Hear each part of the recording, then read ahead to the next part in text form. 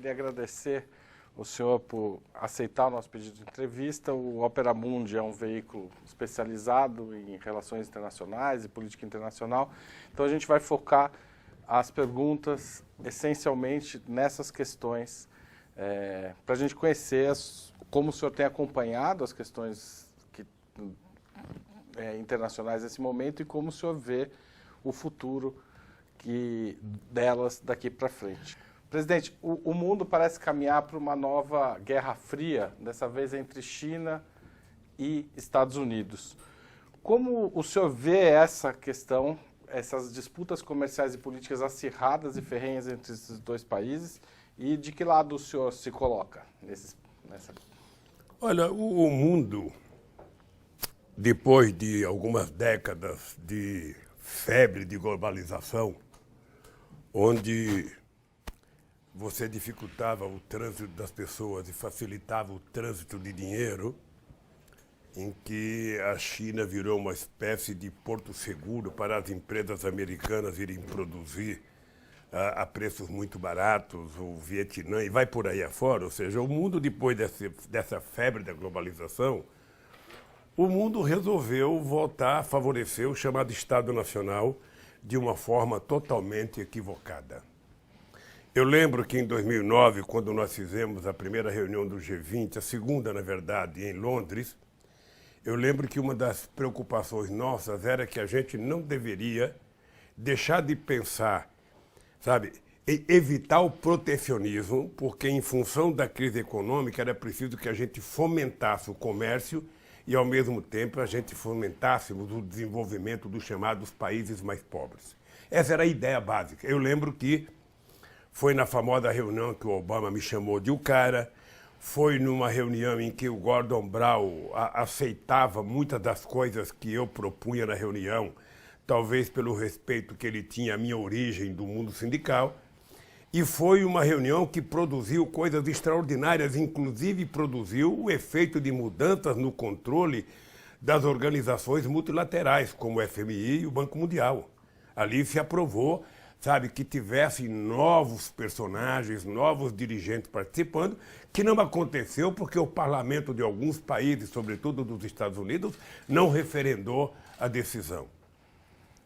Bem, quando eu imaginava que as decisões do G20 iriam proporcionar que tivéssemos mais comércio no mundo, mais abertura,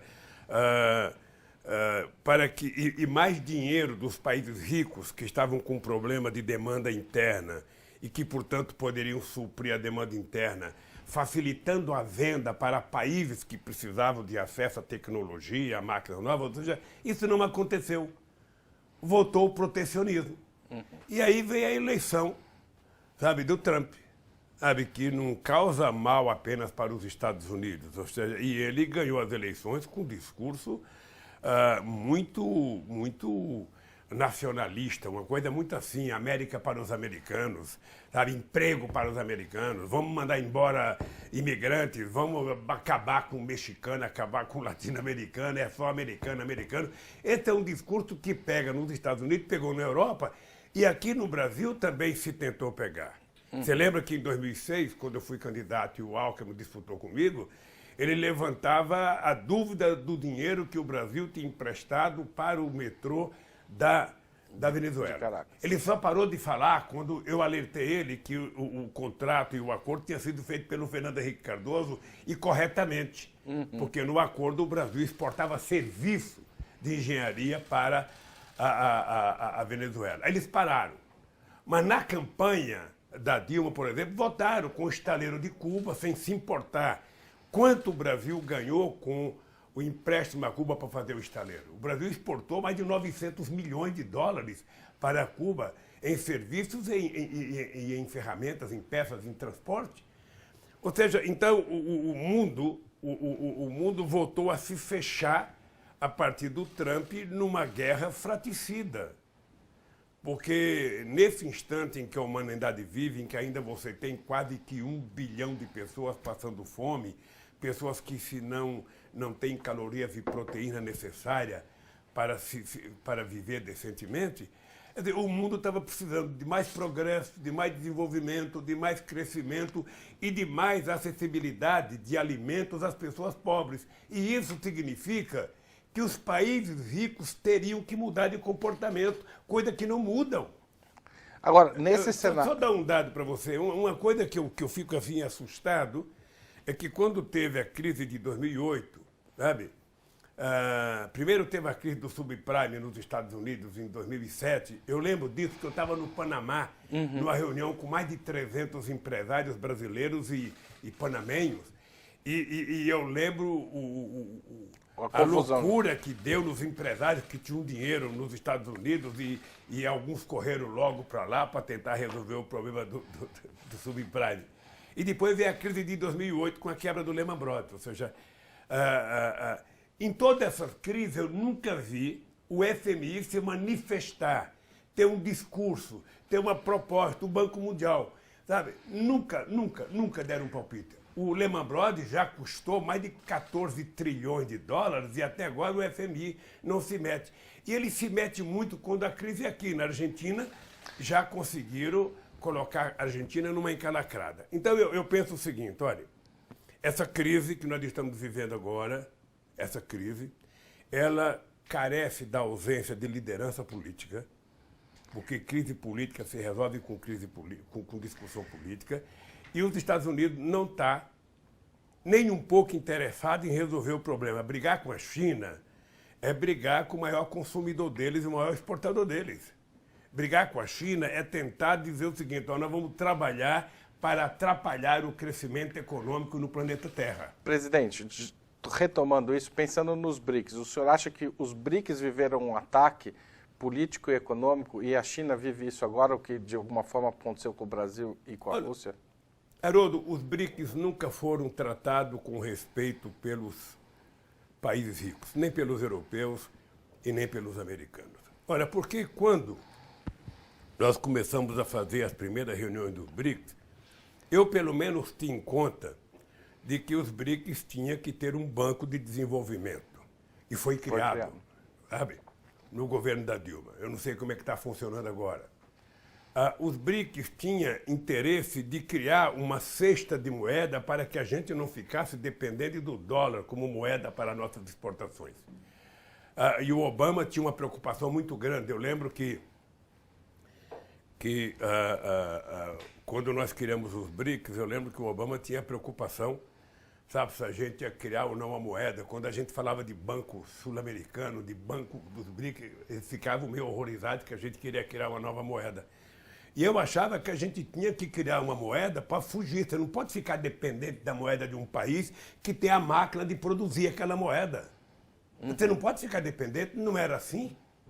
Eles tomaram atitude e na verdade, eles tomaram para si a ideia de que o dólar seria a moeda internacional para o comércio, sem falar com ninguém. Foram impondo, e o mundo hoje depende disso. Então, eu acho que os BRICS nunca foi bem aceito. Eu acho que os BRICS deixou de fazer algumas coisas porque as pessoas também não sabiam. A gente não sabe de tudo na mesma hora, mas os BRICS devem funcionar como a criação de uma nova proposta de desenvolvimento e uma nova proposta de relações internacionais e comerciais entre os países. O BRICS pode ser um modelo, sabe, para equilibrar o mundo e livrar um pouco o mundo da dependência que o mundo tem da arrogância de alguns governos americanos. Presidente, nesse cenário, qual o papel da esquerda mundial? É retomar a ideia de socialismo ou trabalhar para melhorar a vida dentro do capitalismo? Olha, eu acho que a esquerda ela tem que pensar o que ela quer sobre muitos assuntos. Veja, eu acho que depois da queda do Muro de Berlim, muita coisa ficou mais difícil para a esquerda. Eu, na verdade, fui muito criticado no Brasil porque eu era um cara favorável à queda do Muro de Berlim. Eu nunca aceitei a ideia de pensamento único, nunca aceitei a ideia que tudo seria resolvido se tivesse escrito no manual. E eu acho que a queda do Muro de Berlim, ela permitiu que a esquerda pudesse voltar a pensar livremente nova forma de organização, a pensar livremente nova forma de fazer sindicalismo, a pensar novamente em brigar para melhorar de vida. Olha, mas isso não aconteceu. Isso não aconteceu. A direita foi muito mais ousada do que a esquerda, porque a direita partiu para temas, muitas vezes temas de interesse eminentemente do Estado. Por exemplo, o discurso contra os imigrantes. Ou seja, o discurso é um discurso muito forte em qualquer país do mundo. Veja o que está acontecendo agora no Brasil com os discursos do governo em relação à Venezuela. Quando começou essa xenofobia contra os imigrantes, eu lembro que eu fui no Ministério da Justiça com o Tarso Genro e assinei a legalização de 150 mil bolivianos que estavam no Brasil para dizer os imigrantes não são os problemas desse país. Os imigrantes, em muitas circunstâncias, eles foram salvação. O Brasil, por exemplo, trouxe muitos imigrantes aqui para, primeiro, misturar a nossa raça, fazer uma miscigenação do povo brasileiro. Segundo, para aprender a produzir, sabe, na agricultura. Terceiro, para ter mão de obra qualificada, não só de negros, mas de europeus.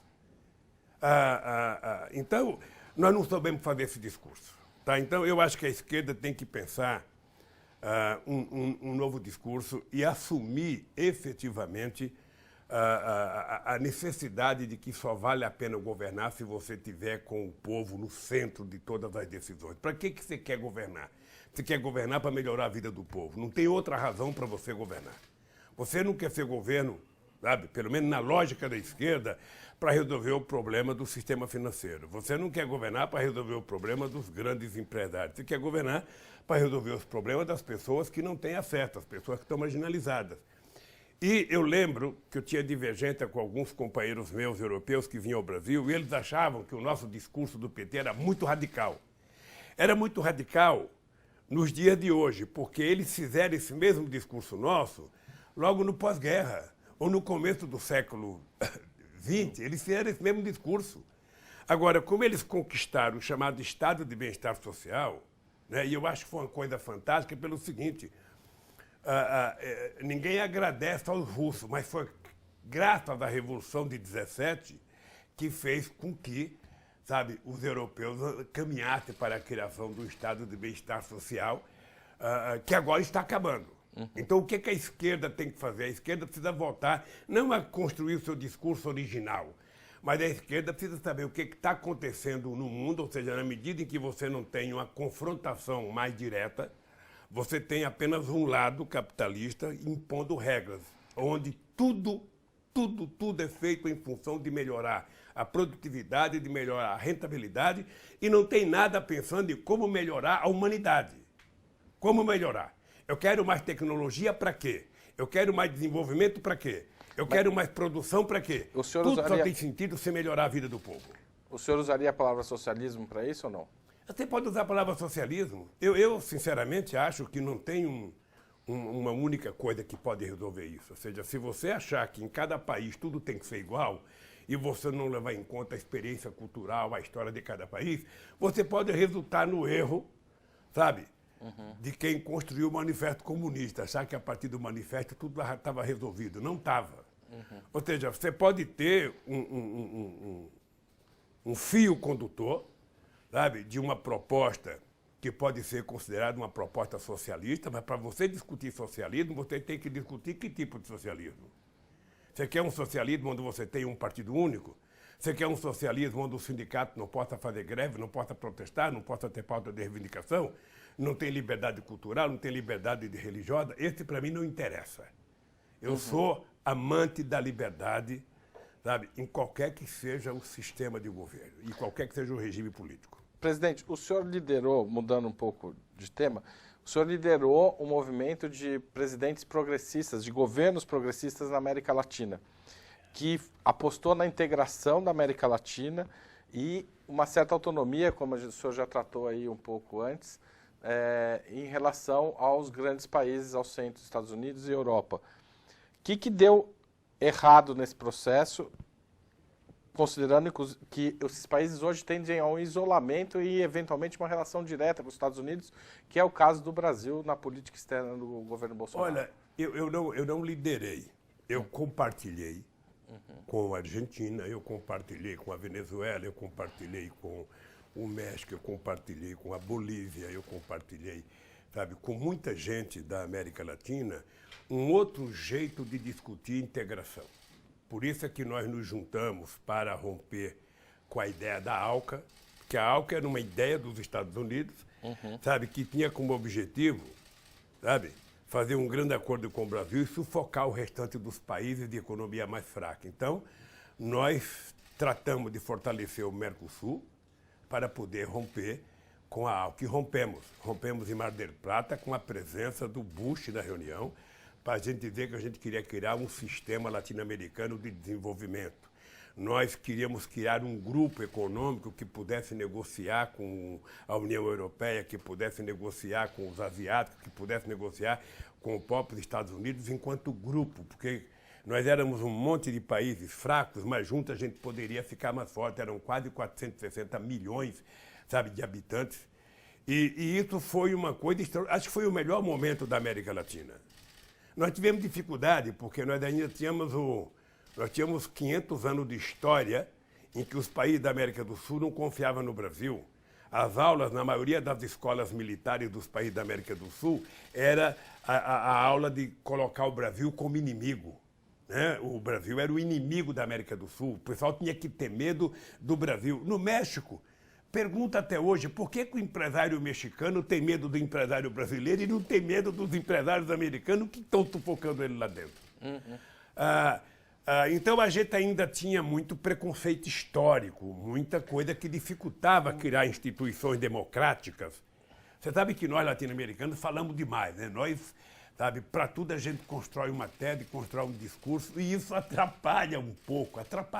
Então, eu acho que nós avançamos muito, foi o melhor momento da América Latina, com a criação da Unasul, com a criação da CELAC. Veja, a CELAC foi a primeira reunião que participou Cuba, sem participação dos Estados Unidos e Canadá. Foi a primeira reunião, sabe, que esses dois países não participaram. Foi feita em Sauípe, na Bahia. Depois nós fizemos uma coisa extraordinária, que foi uma reunião entre a América do Sul e os países africanos. Depois nós fizemos uma reunião entre a América do Sul e os países árabes, foi no Congresso Nacional. Havia aquela loucura de sempre, de que nós estávamos fazendo um movimento contra Israel, que era juntar os países árabes contra Israel, e, na verdade, a gente não queria juntar nada contra nada. O que a gente queria era provar que nós saímos de uma balança comercial de 2 bilhões de dólares com os países árabes e fomos para 12 bilhões e meio em 2011. O senhor repetiria essa prioridade para a África, Ásia, América Latina e Oriente Médio? Repetiria. Beto, quando você toma uma decisão de criar novos parceiros, você não está negando os parceiros que você tem. Um país do tamanho do Brasil não pode ficar dependente de um único país ou de dois países. O Brasil é um país, sabe, que não tem contencioso. O nosso último contencioso foi com o Paraguai, há mais de 150 anos atrás.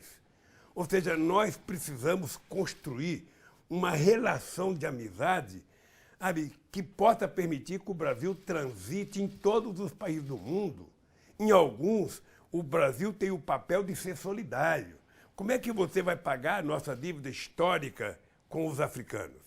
Ora, você não vai pagar como dinheiro, você vai pagar isso em solidariedade, em transferência de tecnologia. É por isso que eu não tive nenhum problema de levar a Embrapa para ficar em Gana. É por isso que eu não tive nenhum problema de fazer a fábrica de antirretrovirais em Moçambique para ajudar a cuidar da AIDS. É por isso que eu não tive problema de criar, sabe, uma universidade aberta em Moçambique, em parceria com a Universidade do Ceará. A última vez que eu fui lá, que estava funcionando, tinha 900 alunos fazendo universidade. Acho que tudo isso está acabando. Eu fui, por exemplo, só para você ter ideia, eu fui à União Africana e a União Africana tinha preparado um projeto de desenvolvimento para a África chamado, acho que era FIDA. FIDA ou PIDA, mas acho que era FIDA. Era um programa de desenvolvimento de investimento em infraestrutura da ordem de 360 bilhões de dólares. Eu fui ter uma reunião com a senhora Zuma, que era a presidente da Reunião Africana, para propor para ela que um jeito de fazer com que a África se desenvolvesse era ela fazer um convite em nome da União Africana para todos os bancos de desenvolvimento do mundo, sabe, da China, do Brasil, dos Estados Unidos, da Alemanha, da França, da Malásia, todos, chamar o Banco Mundial, chamar o FMI e chamar todas as empresas envolvidas na construção de infraestrutura para eles oferecerem um pacote de obras para desenvolver a África, sobretudo na questão de hidrelétrica. Você tem país africano que apenas 30% do dia tem energia elétrica. Você tem país africano que passa quase que o dia todo apagado, porque não tem energia elétrica. Então, sem energia elétrica, o resto não acontece. Bom, eu pensava assim, esse era o papel do Brasil na África. O papel do Brasil na América Latina era um país que deveria dar garantia de tranquilidade e de democracia nesses países. Ou seja, como é que você mantém uma relação com um país como o Uruguai, que é um país pequeno, mais desenvolvido do que, sabe, culturalmente do que o Brasil? Como é que você mantém uma relação em que construa uma certa lealdade? É se você abrir espaço para que os uruguaios não dependam tanto de outros.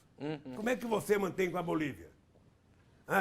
Aliás, falar da Bolívia é importante lembrar aos desavisados que a melhor economia hoje da América Latina está na Bolívia, que a menor inflação está na Bolívia, que a maior reserva, depois do Brasil, está na Bolívia. E presidente, é bom o senhor citar a Bolívia. Enfim, o senhor teve um problema no início do governo com a Bolívia e depois isso foi solucionado na questão do petróleo. O petróleo hoje está sendo, voltou a ser tema também por conta dos ataques à Arábia Saudita, etc. O senhor já falou que o pré-sal levou os Estados Unidos um dos motivos do golpe contra Dilma seria o interesse norte-americano no petróleo brasileiro. Qual que é a importância do petróleo nesse jogo? Olha, primeiro, eu não tive conflito com a Bolívia. O Evo teve um conflito comigo e eu não esqueço nunca que aqui no Brasil, sobretudo a elite paulista, achava que o meu governo era frouxo porque eles queriam que eu brigasse com o Evo Morales.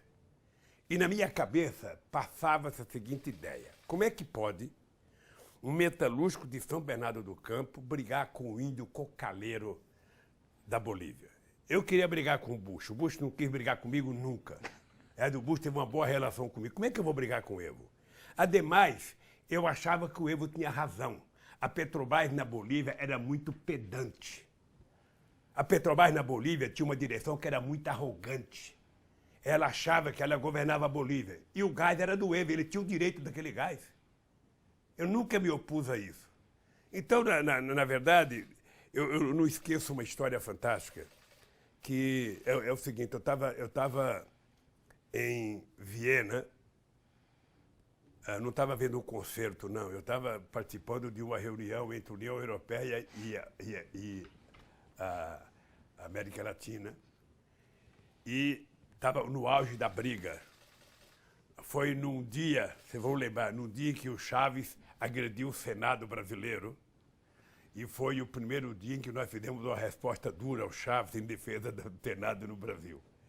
Você vai lembrar se você for ver a história do momento. E naquele dia, eu estava no hotel, chamei o Evo Morales, participou da reunião.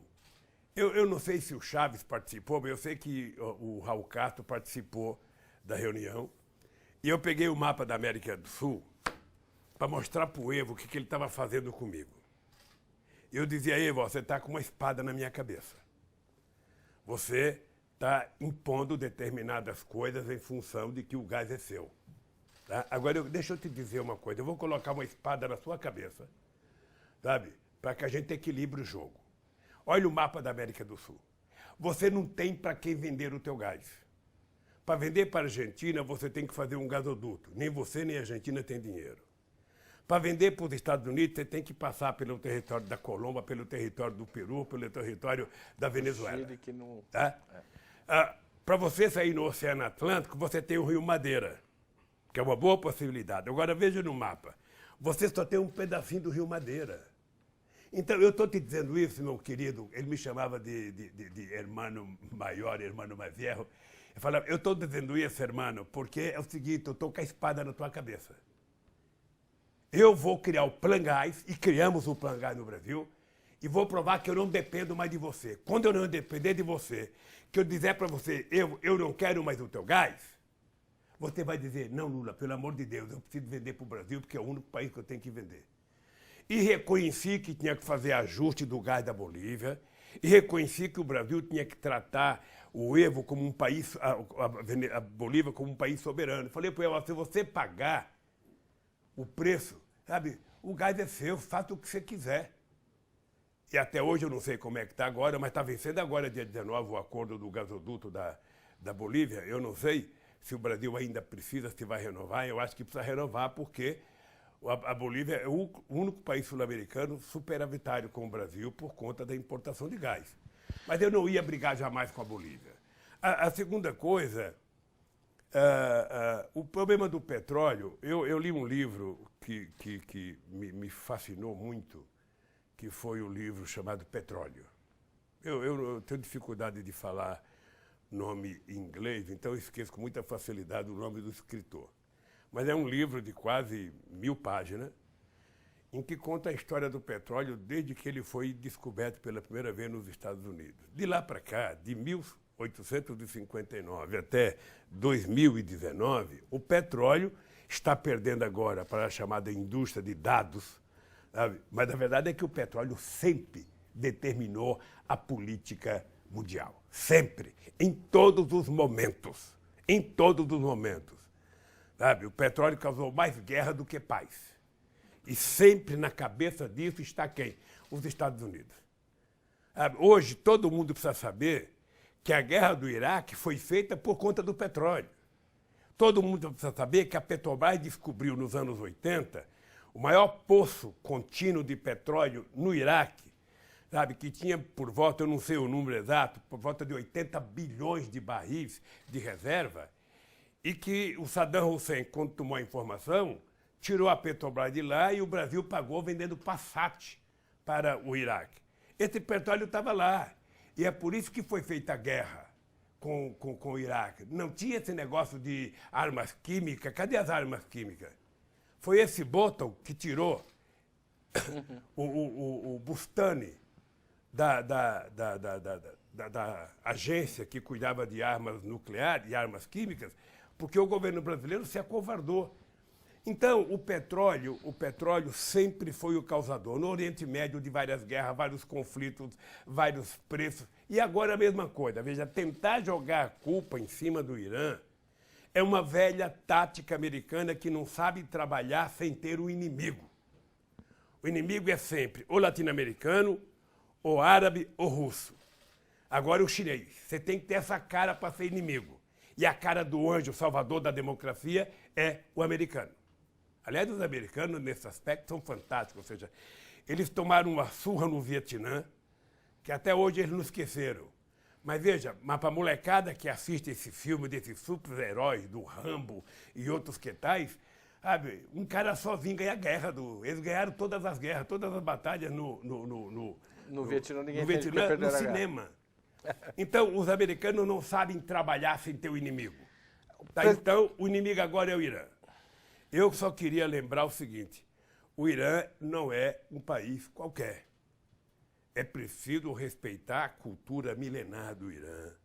É preciso respeitar os 80 milhões de iranianos. É preciso respeitar a relação do Irã fronteiriça com um país muito importante que é a China.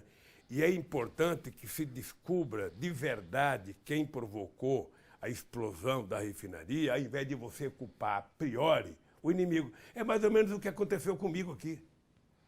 É mais ou menos, ou seja, inventaram uma mentira. Essa mentira foi comprada e vendida à sociedade pela Globo.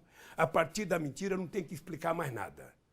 Vamos criar na sociedade uma convulsão de que nós não conseguiremos derrotar o PT em eleições, já tínhamos ganhado 4, íamos ganhar a 5ª, e se tivéssemos chance, íamos ganhar a 6ª, sabe? Porque nós somos melhor do que eles, organizamos melhor do que eles e fizemos mais do que eles. Então encontraram um jeito, contaram uma mentira para a sociedade, eu estou aqui. sabe? Eu estou aqui. Quando essa mentira vai ser desenvolvida e explicada para a sociedade, o Intercept está cumprindo uma parte. Os meus advogados, na minha defesa, cumpriram outra parte. A imprensa brasileira, você tem uma parte da imprensa tão canalha, que eles não deram até hoje uma única notícia da Intercept. Uma notícia. Você pega o Jornal Nacional, só deram para tentar livrar a cara do Faustão. Tá? Aí explicaram.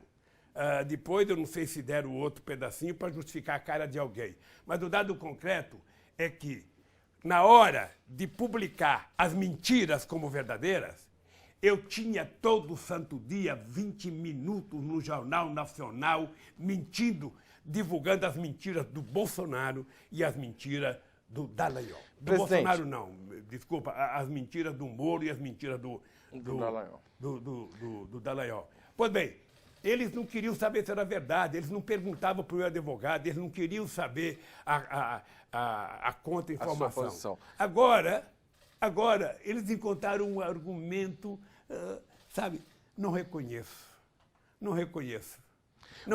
Olha, reconhece sim. Se tem uma quadrilha organizada nesse país, chama-se a Lava Jato. É uma quadrilha organizada, feita, inclusive, com o objetivo de roubar dinheiro.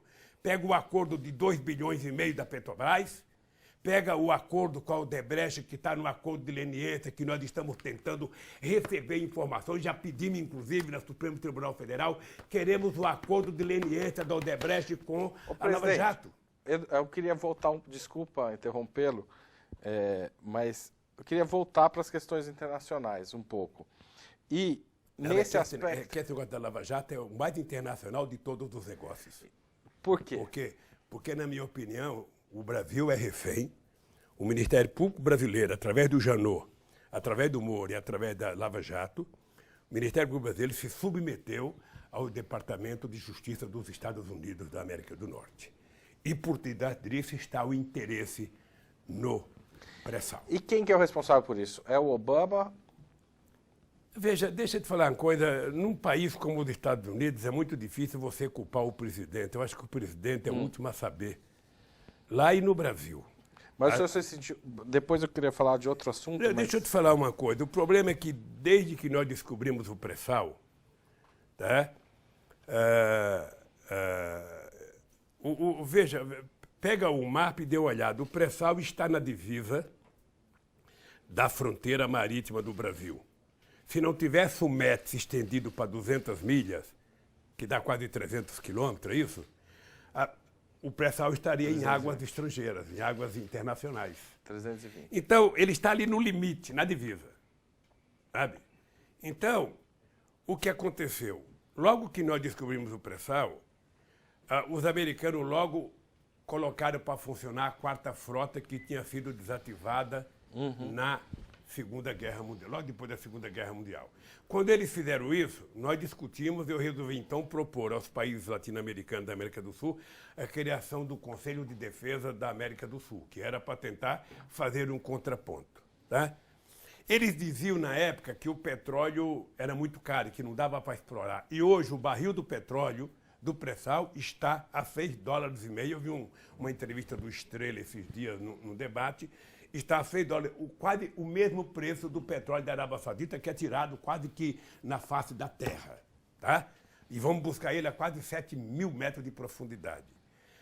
E nós tínhamos ideia de que o pré-sal, ele era, quando nós cunhamos a ideia que ele era o passaporte do futuro, é porque nós achávamos que através do pré-sal a gente deveria criar mais refinaria para exportar derivados e não óleo cru, e que a gente deveria fazer do pré-sal o passaporte do futuro, ou seja, você destinar uma boa parcela dos recursos do pré-sal para investimento em educação, ciência e tecnologia e saúde. E, ao mesmo tempo, criar uma forte indústria petroleira no Brasil, indústria de gás e óleo, indústria naval. E o ataque da Lava Jato, o senhor acha que está relacionado a impedir isso? Eu acho que está intimamente ligado, porque, veja, você está lembrado que em 2012, se não me falha a memória, eu não lembro as datas, roubaram informações secretas da Petrobras, roubaram um container. Né? Roubaram um container da Petrobras. Até hoje não se sabe onde foi parar esse container com as informações sigilosas da Petrobras. A empresa que dava a certificação para a Petrobras na época parece que era a empresa que era do vice-presidente do Obama. Tá? Ora, os americanos, com as informações da Petrobras, eles tinham importância, por isso é que eles não aceitavam a lei da partilha. O senhor acha que o governo Dilma cai também por conta disso? Eu acho que cai. Era preciso tirar o PT. Tudo bem, presidente, Veja, mas por que, tentaram... que os governos da Bolívia, de Cuba e Venezuela conseguiram resistir e o governo brasileiro não? Olha, deixa eu lhe falar uma coisa para você, porque são coisas diferentes. São coisas diferentes, são culturas diferentes. Na Bolívia, eu lembro que na Venezuela, quando eles deram o golpe no Chaves, em 2000, se não me falha a memória. Um pouco depois. Hein? 2002. 2002. Não, 2002, quando eu fui eleito presidente, 2002, quando eles deram o golpe na Venezuela, eu tomei posse em 2003, a primeira coisa que nós fizemos foi criar um grupo de amigos para tentar fazer o referendo revogatório, sabe, que foi uma coisa que deu fôlego ao Chaves para continuar governando a Venezuela, sempre muito tensa. Aqui no Brasil, veja, primeiro, eu não trabalhava com a ideia de que o PSDB e, sobretudo, o Aécio fosse fazer uma campanha do ódio que fizeram contra Dilma e, depois que terminou a campanha que perderam, resolveram boicotar o governo da Dilma. Ou seja, na verdade, quando eles elegeram Eduardo Cunha presidente da Câmara, a ideia era não deixar a Dilma governar. A Dilma tentou mudar, sabe, com a medida provisória, a questão da desoneração, porque a Dilma tinha desonerado entre 2011 e 2014 540 bilhões de reais. Ela queria acabar com a desoneração, porque nenhum caixa consegue perder tanto dinheiro assim. E colocaram o Eduardo Cunha para fazer maldade com ela. Ela mandava, sabe, uma medida provisória para desonerar a fábrica de papel assim, ele desonerava 500 coisas. E foi criando um rombo no governo. E eu acho que nós demoramos para fazer. Quando nós fizemos de forma atabalhoada e perdemos parte da nossa base. Se você for conversar com a CUT, for conversar com as organizações sindicais, você vai perceber que muita gente estava muito puto com o PT, sabe, por conta das propostas de reforma que a gente começou a fazer no final do governo da Dilma. Aí veio a posse, aí a verdade é que a Dilma não conseguiu mais governar. Mas vamos lembrar, para as pessoas perceberem, que o Brasil, em dezembro de 2014, tinha 4,3% ou 4,6% de desemprego. Era o menor da história do Brasil e era um desemprego comparado à Dinamarca, comparado à Finlândia, comparado à Noruega. Sabe? Então, nós não conseguimos porque também o Congresso não trabalhou para ajudar a Dilma. Ali já havia a ideia de que era preciso infernizar a vida do PT e a vida da Dilma. Mesmo assim, eu tinha em mente que ele não estava atrás do impeachment só. Eu tinha em mente, já naquela época, de que o objetivo deles era evitar que o PT governasse de 2014 a 2018 e que o PT pudesse me eleger em 2018. Aí seria a morte para os tucanos, ou seja, porque o sonho do Fernando Henrique Cardoso era ficar 20 anos, sabe? E quem ia ficar mais de 20 anos era o PT no governo. E se nós ficássemos 20 anos, certamente nós teríamos consertado esse país muito mais do que fizemos nos primeiros 14 anos. Tudo bem, presidente, mas ainda ficando nos Estados Unidos, para encerrar um tópico que eu acho importante, o senhor se sentiu traído pelo Obama quando ele atrapalhou o acordo Brasil-Turquia e Irã? Olha, ele não atrapalhou o acordo, eu acho que o Obama foi vítima. O que ficou claro é o seguinte: nenhum país que compõe o Conselho de Segurança da ONU tinha conversa com o Ahmadinejad. Eu, numa reunião do G20, eu perguntei para o Obama, perguntei para o Sarkozy, perguntei para a Angela Merkel, perguntei para o Prodi, perguntei para vários companheiros europeus e para o Obama, vocês já conversaram com a Ahmadinejad? Ninguém tinha conversado com a Ahmadinejad. Eu falei, como é que vocês querem encontrar um caminho de paz se vocês não conversam com a pessoa? Você não tem noção da minha conversa com a Ahmadinejad. O Ahmadinejad, ele vinha ao Brasil, ele não tinha muita relação comigo. A relação dele era com Chaves e com o Evo Morales. Um dia eu estava em Nova York e ele estava lá e eu pedi uma conversa com ele porque ele tinha dito que os judeus queria dizer que só eles tinham morrido na guerra, que era mentira de 6 milhões de judeus. Eu pedi uma conversa e fui falar para o Ahmadinejad, olha, eu quero saber se você pensa isso sobre os 6 milhões de mortos de judeus em campo de concentração. Porque é verdade que morreram 60 milhões na guerra, mas os judeus não morreram na guerra, eles foram assassinados. Sim. Campo de concentração é diferente. Então você não pode dizer que os judeus querem assumir o sofrimento pela guerra, porque eles foram vítimas, sabe? Não era soldado, eram seres humanos, criança, mulher, homem, que foram assassinados barbaramente pelos nazistas. Bom, disso surgiu a conversa do enriquecimento de urânio. E eu falei para ele, olha, Ahmadinejad, é o seguinte, ó, se você quiser, eu vou a Teherã conversar com você. Agora é o seguinte, eu defendo que você faça o enriquecimento de urânio nos moldes em que o Brasil faz. Sim. O Brasil enriquece urânio para fim científico e o Brasil quer o mesmo para você. Se você estiver disposto a conversar, eu vou ao Irã. E ele topou. Antes de ir, o Celso Amorim foi 2 ou 3 vezes, sabe, de forma meio sigilosa. Eu conversei com o Jintal, eu conversei com o Sarkozy, eu conversei com o Putin, depois eu conversei com o Medvedev. Uns queriam que eu fosse, outros não queriam. Os americanos não queriam que eu fosse, hipótese alguma. Tá? O Obama não queria, depois o Obama achou que ia. O Obama até mandou uma carta para mim de coisas que ele achava que poderia ser negociado.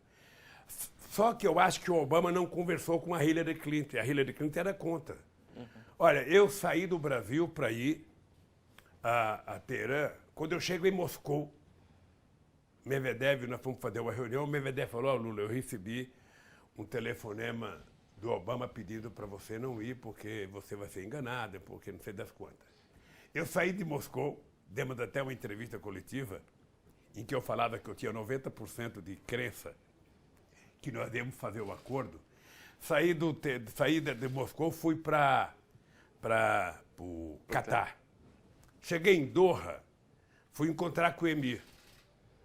O Emir me cumprimentou e falou, Lula, acabei de receber um telefonema da Hillary Clinton pedindo para que você não fosse a Teherã, que os iranianos não cumprem palavra, que eles são mentirosos, que não tem das contas. E ainda dizia, com a arrogância da Hillary, dizia, de que o Lula é ingênuo. A prepotência americana de que só eles aqui não são ingênuos. Eu falei, eu fui. E cheguei lá, nós conseguimos fazer um acordo muito melhor do que o acordo que eles fizeram agora. O que me surpreendeu é que ao invés dos meus irmãos dos países ricos ficarem contentes que eu tinha, junto com a Turquia, resolvido os problemas que eles não conseguiram resolver, eles ficaram com ódio. Ficaram com ódio. E qual foi a resposta que eles deram? Além de agradecer, fizeram novos, como é que fala? Novos bloqueios econômicos ao Irã. Aí eu fiquei puto da vida, peguei a carta que o Obama tinha mandado e divulguei. Sabe? Porque não pode haver molecagem nesse sentido. Não pode haver molecagem. Sabe? Eu perdi quase 3 dias, eu fui ofendido. Você pega as matérias dos jornais conservadores aqui no Brasil, você pega um jornal troglodita como o Estadão, sabe? Que me triturava. Me triturava, que Lula não tem das contas, Lula vai no eixo do mal, Lula vai não ter das contas, Lula... Sabe? Pois bem, nós conseguimos fazer, Brasil e Turquia, sabe, sob a batuta do meu querido companheiro Celso Amorim, que estamos acabando o tempo, temos 10 minutos. Que eu cansei de elogiar o Celso Amorim como o melhor chanceler do mundo no período em que ele foi meu chanceler. mais competente de todos. Presidente, eu queria falar um pouco de América Latina. A primeira questão, eu queria que o senhor fizesse uma avaliação muito breve sobre a eleição argentina. Qual a sua expectativa com a eleição e se o senhor acha que isso pode abrir um novo ciclo progressista? Temos que ser breve, porque está acabando. Mais do que expectativa, eu tenho desejo que o Fernandes ganhe as eleições. Acho que a Argentina precisa de uma pessoa que pense no povo argentino e não uma pessoa que pense no mercado. O senhor, e qual é o balanço que o senhor faz do Foro de São Paulo nesses 30 anos, pensando um pouco no Brasil e na Argentina especialmente? Olha, eu acho que o Foro de São Paulo ele pode ser maior se ele colocar as pessoas mais importantes para participar do Foro de São Paulo. Por exemplo, eu quando fui presidente, eu não participava do Foro de São Paulo, o Chaves não participava do Foro de São Paulo, o Kirchner não participava, ou seja, a gente um pouco que abandona, sabe? E eu acho que o Foro de São Paulo pode ser uma coisa muito importante para a organização política dos setores de esquerda da América Latina. O senhor acha que o fato de vocês não participarem... Desculpa, eu várias vezes fui convidado para ser presidente da Internacional Socialista. Pelo companheiro Sócrates, pelo Felipe González, pelo Zapatero, pelo D'Alema. E eu sempre me recusei. Primeiro porque o Brasil não era... O PT não era filiado à Internacional. Segundo, porque a Internacional tem a cara da Europa. Jamais poderia ser presidida por um latino-americano. Nós temos que criar uma coisa nossa. E o Foro de São Paulo é essa coisa, sabe, que a gente pode criar se a gente quiser. Agora tem mais o Fórum de Puebla, que participa o Haddad, o Celso Amorim, sabe, que pode ser uma coisa interessante. Agora, o senhor acha que o fato de vocês não terem participado, o senhor, o presidente Chaves, é um dos motivos por essa fantasia que existe em torno do Foro de São Paulo, de que é um grande conluio mundial? O Foro de São Paulo, ele é atacado da forma mais imbecil. Mais imbecil, se esses trogloditas que atacam o Foro de São Paulo participassem de uma reunião, eles iriam perceber, sabe? Porque, na verdade, eles falam do Foro de São Paulo que eles falam, o que eles falam de tudo. Falam de artistas, falam de cultura, falam de LGBT, falam de sindicato, falam da culta, ou seja, tudo virou monstro para eles. Ou seja, a ignorância do desconhecimento. Essa gente nunca participou de nada, sabe, que fosse plural. E o Fórum de São Paulo é uma coisa plural, é um fórum carente, ele poderia ser mais forte, mais incisivo, sabe, poderia ser uma grande organização. A ausência de vocês, o senhor acha que Eu pode acho que a ausência prejudica. Se você tem um encontro na Venezuela que não participa o maior líder, se você tem no Brasil que não participa, você tem na Argentina que não participa do Uruguai, sabe, obviamente que vai ficar enfraquecido. Presidente, o senhor... 15 anos depois do envio das tropas... Aliás, só para te dizer uma coisa que é importante, eu não posso perder a oportunidade de dizer, porque o Foro de São Paulo foi uma criação nossa, do PT, sabe, notadamente do Marco Aurélio e minha, depois das eleições de 89. Eu nunca imaginei que poderia ganhar uma eleição por via do voto. Em 89 eu descobri que era possível. Aí tomei a decisão de convocar uma reunião da esquerda latino-americana, que ainda pensava muito em luta armada, para mostrar para ela que era possível ganhar as eleições organizando. E, graças a Deus, quase todos os partidos que compõem o Foro de São Paulo já governaram os países da América Latina. E foi um momento muito bom para os países. Presidente, falando de Haiti, hoje o Haiti, 15 anos depois do envio das tropas brasileiras, continua um país em situação bastante... de subdesenvolvimento, destruído, submetido a um governo oligárquico, e os generais que foram lá hoje fazem parte do governo Bolsonaro. O senhor se arrepende de ter enviado essas tropas? Não me arrependo. Veja, são coisas distintas. Você tem, sempre que você tiver que fazer um julgamento de procedimento humano, você precisa vincular o momento histórico em que as coisas aconteceram. Tá? O Brasil não foi lá para consertar o Haiti. O Brasil foi lá para tentar manter um clima de paz, de harmonia, até se reconstruir as eleições, eleger as pessoas e criar a própria polícia do Haiti. Foi para isso que o Brasil foi para lá. Em contrapartida, os estados outros deveriam fornecer ajuda monetária para que a gente pudesse recuperar o Haiti. Um país que não tem o Palácio de Governo, que não tem a catedral em construção, é um país que não existe. Vamos ser francos. Eu tinha muita amizade com o Preval. O PT junto, ou melhor, o governo do Brasil junto com Cuba criou a primeira UPA lá no Haiti. Lamentavelmente, as pessoas são hipócritas, porque as pessoas não dão dinheiro, as pessoas querem dar dinheiro para as ONGs dele lá dentro do país, com a ideia de que tem muita corrupção, então não vou dar dinheiro para o governo, eu vou dar dinheiro para a ONG americana, uma ONG alemã, uma ONG, sabe, quando deveria dar o dinheiro diretamente para o Preval ou para outro presidente que fosse eleito lá. Eu lembro que colocaram o Bill Clinton para ser o arrecadador, não arrecadou nada, tá? E eu não tenho os números, mas se você conversar com o César Amorim, ele te dá. O Brasil parece que foi um dos poucos países que colocou dinheiro em cash no Haiti, porque a gente achava que deveria recuperar o Haiti. O Brasil mandou gente para lá para tentar, sabe, ajudar na recuperação da agricultura familiar, no reflorestamento do Haiti. Agora faz 10 anos que eu deixei o governo. Mas mandou os generais que estão no governo Bolsonaro. Veja, os generais não eram meus.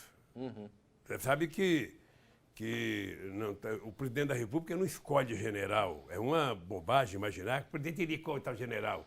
Eles têm uma carreira, sabe? E na carreira que eles têm, eles vão galgando degraus, o alto comando se reúne e acha que fulano de tal é melhor que você, é melhor do que o Breno. Então indica o teu nome. Olha, isso aqui tem mais culturas, é mais assíduo às aulas, sabe atirar melhor, é mais... Então vem essa indicação. Vem junto com o ministro da Defesa e você indica. Você não vai dizer, não, não quero esse, eu quero aquele outro, se você não conhece as pessoas.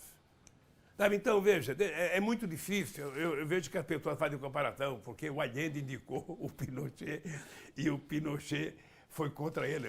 O Allende indicou o Pinochet porque, na época, as informações que ele recebeu era para indicar o Pinochet. Sim. Sabe? Eu nunca pedi favor, eu quero que os militares cuidem do Brasil, da segurança do Brasil. Sabe? Se querem se meter em política, sabe, deixa as fardas. E virem cidadãos civis e concorram, porque sempre se meter em política. Se tem uma coisa que militar nunca deixou de fazer no Brasil, foi política. Desde a proclamação da República. Você acha que eles têm que parar? Nunca ganhar. Não, eu acho que pode fazer, mas quando vai fazer, tira a farda e fala assim, então agora eu vou ser político. Vou me submeter ao debate. Faz como fizeram os outros. Agora os caras querem, sabe, encher a máquina de ex-general, de ex não sei das quantas, sabe? Presidente, o senhor torce... O senhor falou que torce pela eleição do Fernandes e para os Estados Unidos em 2020. O senhor torce por alguém? Não, é difícil. Veja, obviamente que eu torço sempre, sabe? Se o Bernie Sanders ganhar as eleições, seria ótimo, sabe? Eu não conheço as pessoas, então eu não tenho como dar palpite sobre outro país. A única coisa que eu acho é que um país como o Brasil é muito importante. A única coisa que falta ao Brasil é o Brasil se respeitar. Sabe, você aprende uma coisa elementar no berço, você aprende com a sua mãe. Você tem que gostar de ser respeitado e você tem que respeitar os outros. Sabe? Por falar nisso, já que o senhor não quer, seria bom o Bernie Sanders, mas política externa do governo Bolsonaro, como o senhor define essa submissão aparente, pelo menos, incondicional à política da Casa Branca? Eu acho humilhante para o Brasil. O papel do Bolsonaro na relação com os Estados Unidos é uma coisa humilhante. O fato de ele indicar o filho para ser embaixador, ele tem o direito de indicar que ele quiser, a prerrogativa do presidente. É preciso saber se a pessoa tem condições, se a pessoa está preparada, porque é a embaixada politicamente mais importante para o Brasil, e que você não tem que estar preocupado em indicar um amigo, você tem que estar preocupado em indicar alguém que possa falar, sabe, do tamanho do Brasil. Alguém que possa representar o Brasil. Eu, sinceramente, não vejo preparo político para que o filho do Bolsonaro seja essa pessoa. Bem, se ele quer arcar com as consequências, que arca, porque a responsabilidade termina sendo do Senado. É o Senado que, em última hipótese, vai investigar, vai pedir para ele fritar um hambúrguer lá dentro do Senado, sabe? Pede para ele assar uma linguiça, pede para fazer qualquer outra coisa, porque só hambúrguer não é credencial para alguém ser embaixador. Ser filho do presidente também não é. Isso aqui não é monarquia. Agora, é importante saber que a responsabilidade é do Bolsonaro indicar, mas quem vai referendar é o Senado. Então a responsabilidade republicana é do Senado. E tem muita gente, certamente, sem nenhum desmerecimento, porque não o conheço pessoalmente, mas certamente pelos indícios que eu tenho, sabe, tem muita gente mais preparada que o filho do Bolsonaro para ser embaixador nos Estados Unidos. Mas não se resume a isso, a saneamento dos Estados Unidos. Tem uma série de outras políticas. Não, veja, é total subserviência. Isso não faz bem para o Brasil. Não faz bem para o Bolsonaro, se você quer saber. Ninguém gosta de quem não se respeita. Ninguém gosta de lambe-botas, sabe? Ninguém gosta de lambe-botas. Presidente, a gente está acabando a entrevista. Queria agradecer mais uma vez. Queria uma última pergunta. O senhor fala-se muito do senhor Prêmio Nobel da Paz. O senhor imaginou algo que diria caso venha a ser nomeado para o prêmio? Ora, veja, eu não... Toda vez, acho que é a terceira ou quarta vez que alguém diz que vai indicar. Eu, quando ganhei aquele prêmio da Unesco, me disseram lá, o próprio presidente da Unesco, que o próximo passo seria o Nobel da Paz. Eu fico imaginando aqui, eu fiz campanha para Dom Evaristo Arnes, eu fiz campanha para Zilda Arnes, ou seja, nós já tivemos pessoas no Brasil, sabe, extraordinárias, que nunca ganhou um prêmio Nobel da Paz, nós já tivemos gente extraordinária no Brasil que nunca ganhou um prêmio de literatura, ou seja, sabe? Então eu não sei se é o problema da língua portuguesa, se é falta...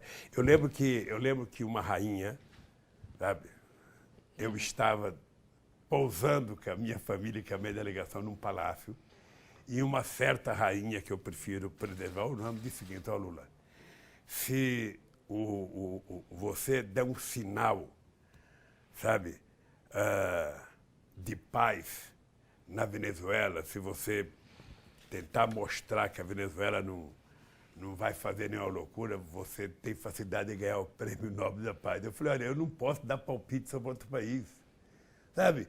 O Chávez é o que é, o Chávez foi eleito. Você pode criticar o Chávez de qualquer coisa. Sabe? Eu tenho críticas ao Chávez, mas a minha relação com o Chávez era muito forte, era uma relação de companheiro. Eu achava ele muito voluntarista. Eu achava. Sabe? Mas não vou deixar de gostar dele por conta disso. O Chávez fazia eleição a cada 2 anos. Vira e mexe ele tinha uma eleição, vira e mexe ele tinha uma eleição. O problema é que na Venezuela todo mundo falava que era Lula. O Chávez era meu amigo, o Capri dizia eu sou o Lula da Venezuela, sabe? E nós resolvemos uma coisa fantástica que foi a criação do grupo de amigos.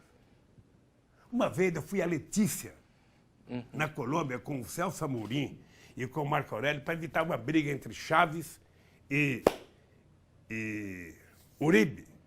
Na casa do Uribe, lá em Letícia, nós fizemos um documento lá para mandar para o Chávez, Era uma loucura, era uma loucura. Sabe? Eu cheguei a dizer para o Bush, ó Bush, você quer que o Chávez pare de te encher o saco? Para de encher o saco dele. Pede para a Condoleta não ficar escrevendo artigo contra o Chávez no Miami Herald, ou seja, deixa o Chávez cuidar da vida dele, porque cada vez que você fala uma bobagem, é uma passeata. Cada vez que o Uribe faz bobagem, é uma passeata. Lá e cá. Então parece que tem pessoas que adoram uma briga para poder fazer política. E eu sou um homem de paz. Eu aprendi na minha vida o seguinte: uma boa conversa resolve, sabe, em pouco tempo, o que uma grande discussão não resolve a vida inteira. Obrigado, presidente. Obrigado a você. Sabe? Espero que você tenha feito todas as perguntas que você queria fazer. Se tiver alguma coisa importante que eu não respondi, você pode fazer uma carta, mandar para o Marco Aurélio aqui, mandar para os meus advogados aqui, que eles me entregam, e eu posso responder para você por escrito, para que você faça a sua entrevista completa, sabe? E que o Breno não venha depois encher o saco que eu não respondi todas as perguntas. Não vai encher, tá bom? Muito obrigado. Ele mandou um abraço para o senhor. Tá. Um abraço. Dê um abraço nele.